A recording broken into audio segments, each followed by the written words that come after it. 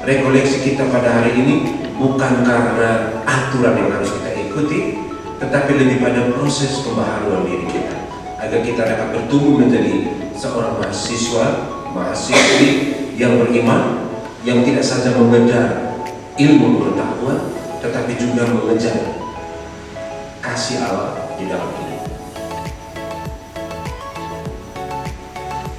Mari kita awali rekoleksi kita dengan menyanyikan lagu pembukaan.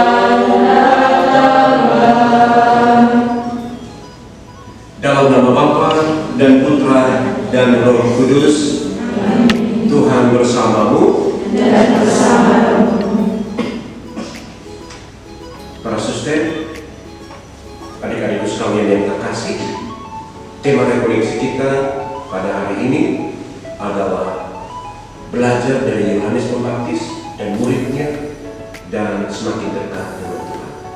Belajar dari Yohanes Pembaptis dan para muridnya dan semakin dekat dengan Tuhan, adalah Yesus. Sebelum memulai, saya memperkenalkan diri saya. Mungkin selama ini ada yang lihat saya membuka, tapi ada yang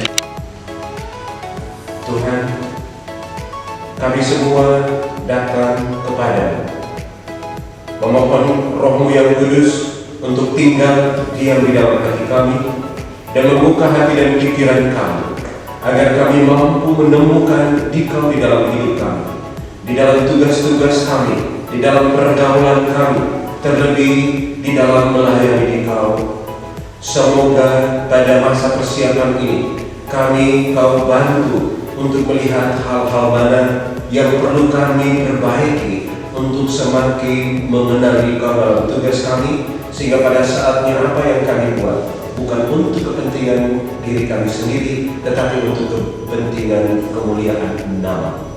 Doa ini kami sampaikan kepadamu dengan perantaraan Kristus Tuhan kami. Amin. Buka Injil Lukas bab 7 ayat 18 sampai dengan 35. Inilah Injil Yesus Kristus menurut Lukas. Ketika Yesus mendapat kabar tentang segala peristiwa itu dari murid-muridnya, ia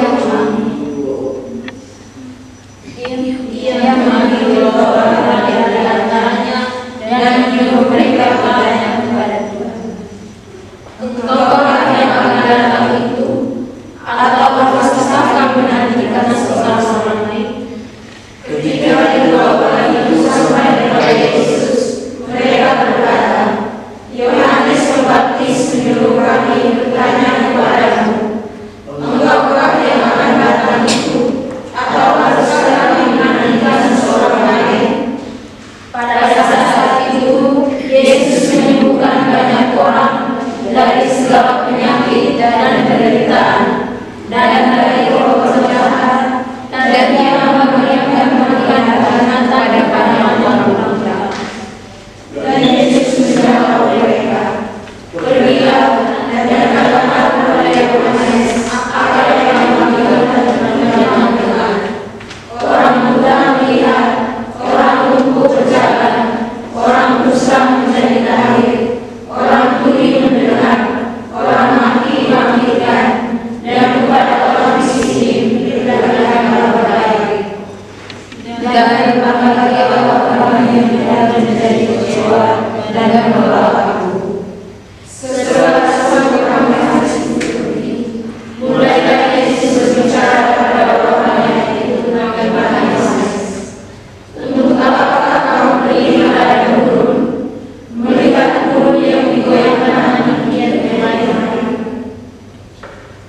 Atau apakah kamu pergi melihat orang yang berpakaian halus, orang yang berpakaian indah dan yang hidup memang, tempatnya di istana raja? Jadi apakah kamu pergi melihat Nabi?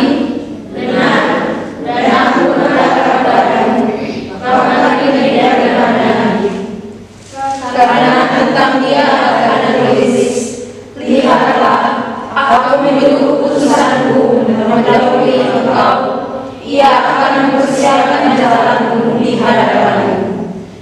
Aku berkata kepadamu, di antara mereka yang dilahirkan oleh perempuan, tidak ada seorang pun yang lebih besar daripada Yohanes. Namun yang terkecil daripada Allah lebih besar daripadanya. Seluruh orang banyak yang mendengarkan perkataannya, termasuk para pemungut cukai, mengakui kebenaran Allah, karena mereka telah memilih diri dibaptis oleh Yohanes.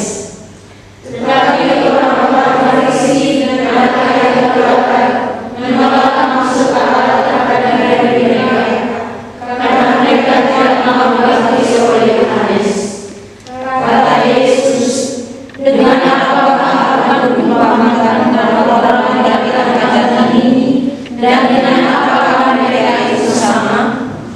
Mereka itu seumpama anak-anak yang duduk di pasar dan yang saling menyerukan, kami meniup seruling bagimu, tetapi kamu tidak mengerti. Kami menyanyikan hidup domba, tetapi kamu tidak menangis. Karena Yohanes Pembaptis datang, ia tidak makan roti dan tidak minum anggur, dan kamu berkata, ia berasal setan. Kemudian Anak Manusia datang, ia makan dan minum, dan kamu berkata, lihatlah, ia seorang pelahap dan minum, sahabat yang mencuri dan merusak. Tetapi ia mengingatkan kepada seorang yang beriman. Demikianlah sabda Tuhan. Kristus. Otomatis atau Yohanes Pembaptis? Katakan Tante Vero. Oke. Karena dia yang membaptis Yesus dan mereka yang lain. Siapa lagi? Mengapa dia disebut Yohanes Pembaptis selain dia membaptis Yesus?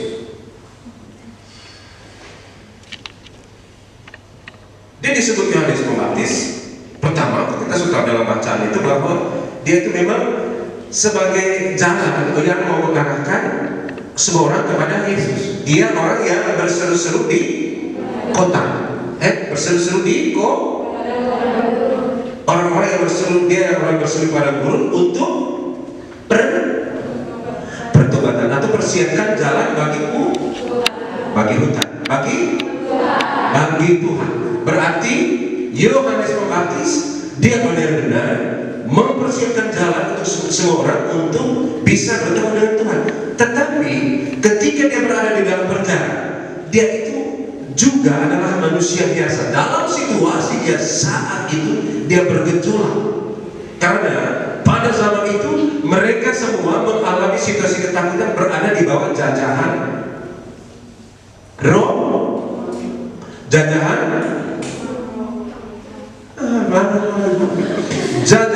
Romawi, berada di bawah jajahan. Dan ketika dia berada di bawah jajahan, semua orang membutuhkan seorang pemimpin yang bisa mengalahkan, membebaskan mereka dari jajahan.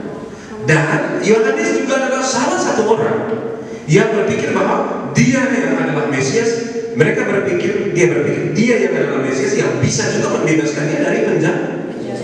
Makanya dia bertanya, apakah engkau yang harus kami tunggu atau orang lain lagi yang harus kami nantikan? Berarti itu ada pergaulan. Tetapi dari hal ini, poin apa yang bisa kamu temukan?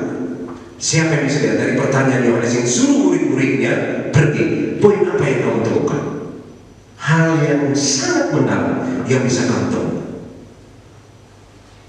Ketika kamu mengalami kesusahan, ketika kamu mengalami ketakberdayaan, apa yang kamu buat? situasi kebingungan, dia buat apa? Ini hal penting. Halo, ketika engkau stres, apa yang kau buat? Dan ketika Yohanes stres, yang dia buat apa? Kita saya suruh baca ulang, dan saya suruh buat apa? Lihat dalam Matius.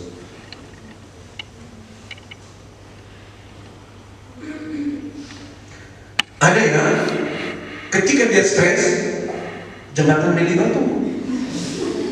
Yohanes dia buat apa ketika dia stres tertekan dalam penjara? Ada di kitab suci. Halo. Mencari Tuhan dengan berani. Tidak ada yang salah dan tidak perlu takut. Dia tidak berdoa. Di kitab suci ini Yohanes ketika dia di penjara dia berdoa. Di kitab suci tadi ada omong tadi itu Tante Vero, Om Markus, Om Goris. Halo. Menyuruh murid-muridnya untuk bertanya kepada Yesus. Berarti dia tetap pergi ke Yesus, bukan pergi ke jembatan Lili. Kalau kau stres yang kau buat apa? Berdoa. Lebe. Kau berdoa dari Hongkong. Kau sakit hati karena kau jatuh cinta, lalu pada saat dia bersama kau lihat itu laki-laki sementara gandeng dengan perempuan lain, kau berdoa di Tuhan. Yang ada kau mati hancur, yang ada kau tunggu, kau omong semua, kau hitung semua kesalahan dia punya. Kau hitung mulai dari uang mana yang kau ambil sampai kau rela untuk bahkan dan kau omong semua hal. Kau pilih Tuhan. Apalagi dalam situasi ketika engkau tak berdaya, siapa yang membantu dia tak berdaya datang ke Tuhan? Jujur ini loh, tidak boleh nipu-nipu. Siapa di sini orang berjawab? Kata dari mukanya sama suka. Dia orang berjawab kata, siapa yang dalam stres, dia benar datang ke Tuhan. Angkatan, share sampai ke saya. Tidak apa-apa, jangan nanti dalam soal suci saya berdoa. Tapi memang harus. Siap. Ketika engkau stres, apa yang kau buat? Saya terpaksa tolong. Saya tahu kalau berdoa, tapi apa? Coba. Kau stres apa? Stres karena banyak tugas. Lalu, terus kau berdoa. Berdoa supaya diberi kemudahan. Tepuk tangan dulu. Juan. Kalau orang Amerika Latin panggil Juan. Juan Palermo, lele. Juan. Oke, ketika dia membutuhkan segala sesuatu, dia datang dan minta Tuhan untuk beri kemudahan. Oh, lo ada kita? Bagaimana? Angkat tangan. Oh, angkat tangan. Lu angkat tangan.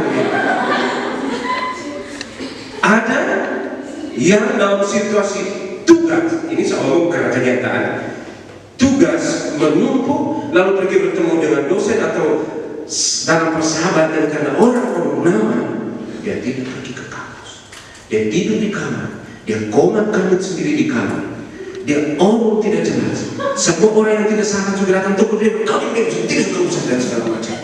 Itu yang dia datang ke Tuhan. Lalu yang berikut, ketika dia meminta orang tua mengirimnya uang yang dia buat itu bukan untuk kepentingan kampus, dia pergi ajak semua orang. Saat uang sudah habis, dia bingung.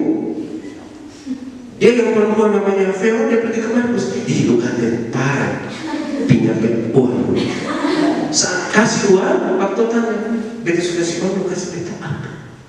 Di situ lu stres. Kau datang ke Tuhan, yang ada itu stres. Kau lupa bahwa tujuan kau datang ke sini adalah untuk menangkap sesuatu yang namanya pendidikan. Tetapi selain untuk mengenyam pendidikan, untuk membuat otakmu makin jalan, tetapi hatimu juga makin jalan. Jadi seharusnya, mengapa ada rekoleksi? Bukan supaya kita datang sini menunjukkan bahwa kita pintar, tetapi pintar secara mental, pintar secara rohani. Makanya di kampus itu ada yang refleksi. Ini bukan soal aturan, tetapi mengarahkan kita untuk buka diri, buka hati.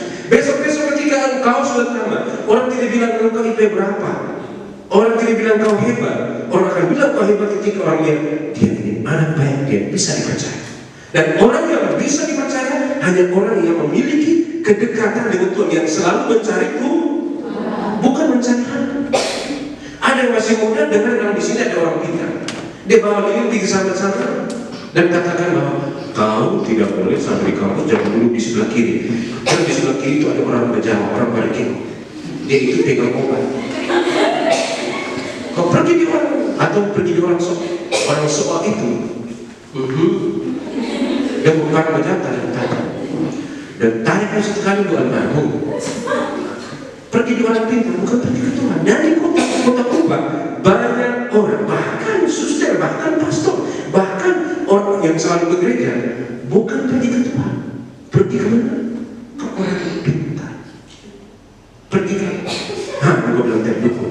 Itu kata saya cari tangan ke dukun. Pergi ke dukun. Dia pikir dukun itu Tuhan. Karena dukun juga itu manusia. Dukun juga buat salah. Dukun juga bisa mati.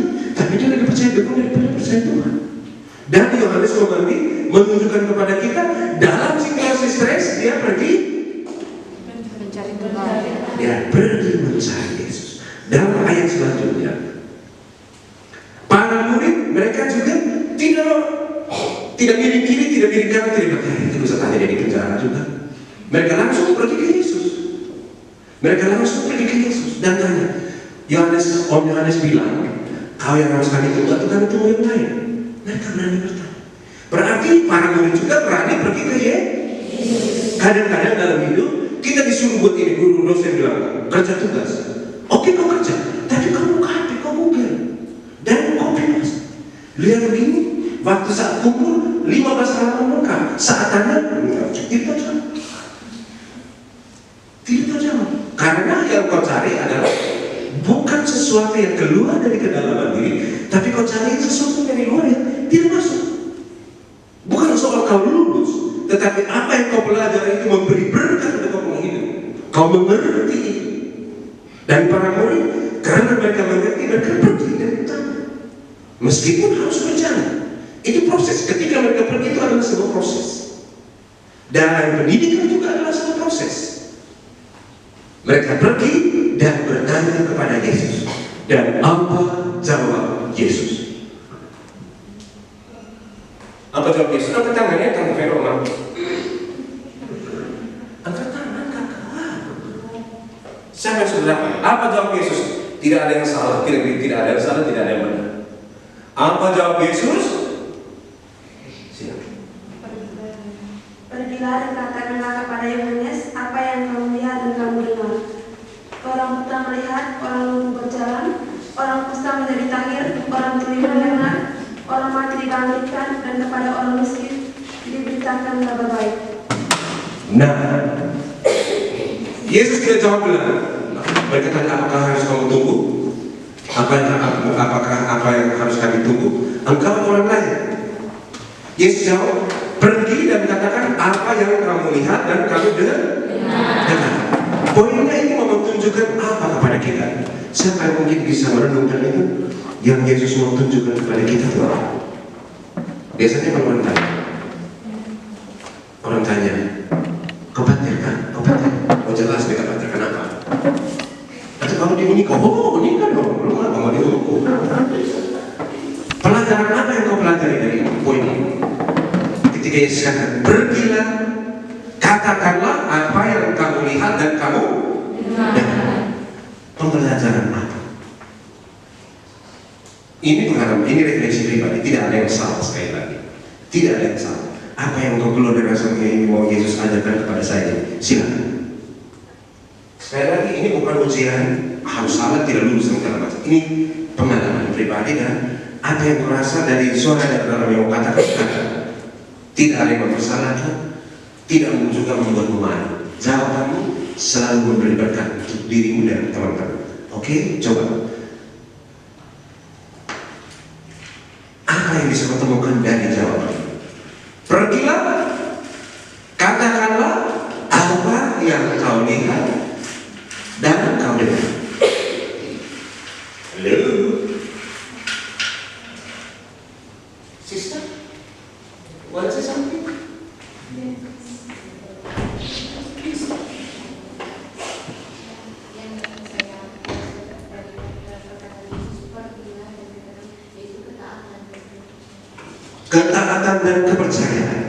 Itu juga mereka yang paling penting itu keyakinan, iman, keyakinan dan iman. Mereka melihat, mereka percaya, mereka taat dan mereka pergi. Itu adalah sebuah perintah. Makanya Yesus sudah katakan mereka taat. Pergi, itu perintah. Mereka taat dan mereka pergi. Betul, mereka pergi. Yang lain, pembelajaran apa yang kau temukan? Ada. Jangan pikir yang sulit-sulit, sederhana saja. Salah satu kamu pikir terlalu pulang lagi berkata ngomong ini lebih kita melihat daripada macam kita mau otak maksud musik. Mana yang dari kemana adalah setelah saya pergi untuk mendengar dan melihat, yang saya buat itu adalah pertama, bukan satu kali saja untuk bisa beribadah, bukan satu kali. Setiap saat, setiap hari saya harus menyerahkan diri kepada Tuhan. Bagaimana saya bisa mengatakan bahwa saya bisa menjadi seorang pelajar yang baik kalau saya hanya kata pelajar mau benar hari Minggu saya bilang, minggu berikutnya mereka bilang ada pesta wisuda. Akhirnya apalagi sekarang bola kaki, hari Minggu berbalik saya bisa semangat datang semangat pergi di gereja misa pertama orang saudara sedikit saja. Ternyata karena ada bola kaki itu 3. Lalu saya buka di YouTube dan bilang, lu makan saya itu bola tuh. Lu pikir nanti lu hidup itu boleh kasih lo. Lu pikir nanti lu sakit nanti ke Messi kirim lu uang. Lu buat diri di sini, Messi di sana tidak tahu bahwa lu itu siapa. Oh, itu di YouTube ada kan? Ada. Padahal kalau kau pikir gereja susah senang ketika engkau mau alami apa, berkat itu datang dengan sendiri. Apalagi yang tinggal dengan orang tua, dia buat berjuang sama-sama. Apalagi yang tinggal di sini, kami dari Jawa, kami yang dari Keva, jauh-jauh dari sana orang tua biaya, pikir mama, kirim dapat uang dulu, kayak orang di sini. Padahal sudah kirim apa, orang tua juga kan tidak mengerti. Tetap kirim, mama yang anak, cepat pulang, siap mama. Susah di mana? Hima, jangan tanya-tanya yang ini. Pokoknya mereka pasti saja. Padahal untuk apa? Untuk kesenangan pribadi, untuk diri sendiri. Itu yang dikatakan mau mewartakan apa yang kita lihat dan kita dengar. Tidak. Kita mewartakan apa yang sebenarnya tidak patut. Ini ada jenis-jenis orang kebijaksanaan orang berdasarkan tentu sama orang yang tidak jujur adalah orang yang kentut tapi dia belum tidak kentut. Ya, biasa bicara, kok kentutnya soalnya kan? Itu sama dengan kita. Ketika kita melakukan kesalahan, mengatakan saya tidak pernah buat salah. Atau orang yang kikir, itu dia kentutnya lepas kaki. Itu orang yang kikir, dia punya sesuatu dia tidak mau bagikan, tapi justru dia hanya untuk diri sendiri. Ketika waktu kamu tinggal di Rusunawa, ada buah-buahan yang begitu banyak, dia mau makan sendiri, tetapi karena tidak bisa habis simpan, busuk. Nanti di tempat sampah itu ada kue ini yang sudah penuh dengan lumpur, ada buah-buahan ini yang orang tua beli setengah mati karena kikir. Itu yang tinggal di asrama. Kami yang tinggal di komunitas juga. Kami di komunitas kadang-kadang seperti itu. Dapat persembahan, tidak mau bawa ke komunitas bulan, karena lihat sudah mau busuk, kalau ini kamar makan. Kita makan yang sudah bau-bau. Itu orang kikir. Masih ada banyak lain. Tetapi pembelajaran berharga yang perlu kita pegang pada persiapan ini adalah selalu pergi kepada Yesus, selalu pergi kepada Tuhan. Siapa di sini yang selalu pergi kepada Tuhan? Angkat tangan.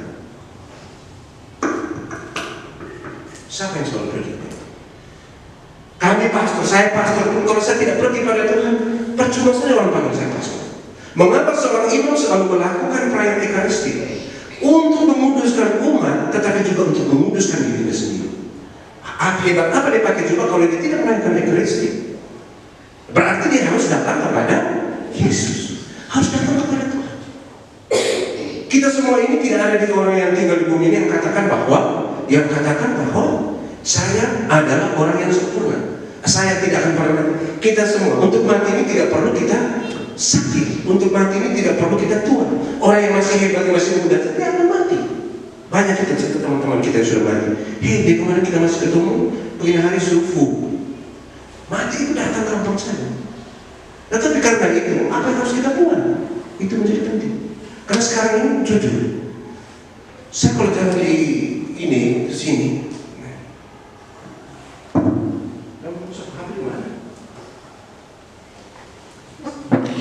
buang waktu paling banyak pegang ini ketimbang pegang buku dan ketimbang kontak orang tua. Dia lebih banyak kontak dia punya tante Vero, dia punya mama, dia punya om.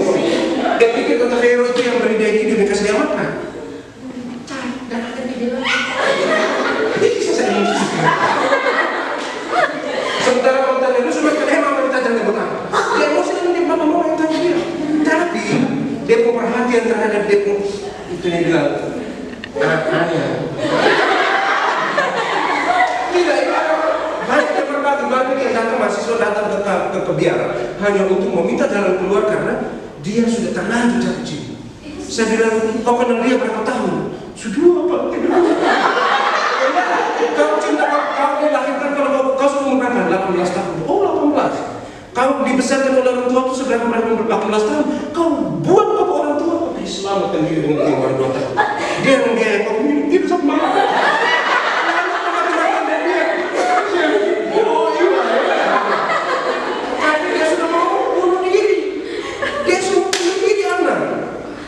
Jadi kau prioritas itu hanya untuk senang-senang. Itu hanya senang-senang. Ini kan yang laki-laki semua yang kelas. Kamu, hai para perempuan, kami laki-laki buaya semua.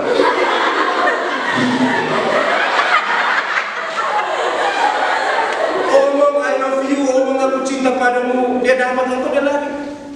Nanti sebentar engkau masa depan terpotong, laki-lakinya dia bebas. Apalagi kalau sampai tinggalkan saudara karena ini. Yang memilih satu siapa? Itu baik itu zaman kamu. Nikah dulu kakak. Itu baru ingat, tapi sesaat.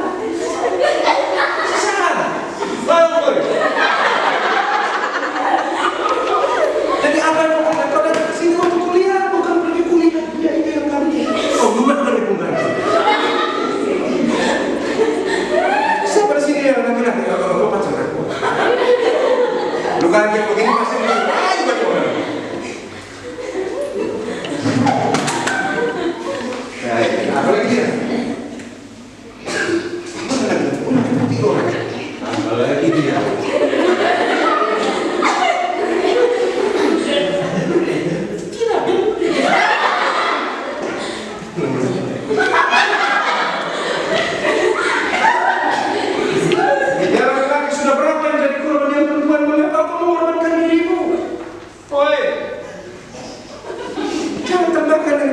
Senyum manis. No, please. Jangan membiarkan dirimu dikuasai oleh otak laki-laki yang manis, mulut bibir yang manis, dan jangan membiarkan perasaanmu itu lebih kuat daripada otak dan pikiran. Katakan apa yang kamu lihat dan apa yang kamu dengar itu tentang Tuhan, bukan apa yang kau lihat dan kau dengar tentang dia punya domba. Hah? Dengki. Amalan adik non, identik sembah kita punya sini. Aduh kakak minta maaf kita ada belajar. Kakak telepon nih, kok kita ada tunggu dari tadi sudah kita. Telepon saya. Dia perempuan cemburu paling pertama. Lu kita telepon kita balas sudah pikir. Wah, yang kasih makan dia itu, dia kasih makan orang tua itu lupa orang tua atau dia. Kalau kau sudah kerja atau apa, urusan kan kau bisa menghidupi sendiri. Sekarang ini kesian bapak mau tahu sama anak dia. Pak, di sana bukan begini. Nah, macamnya.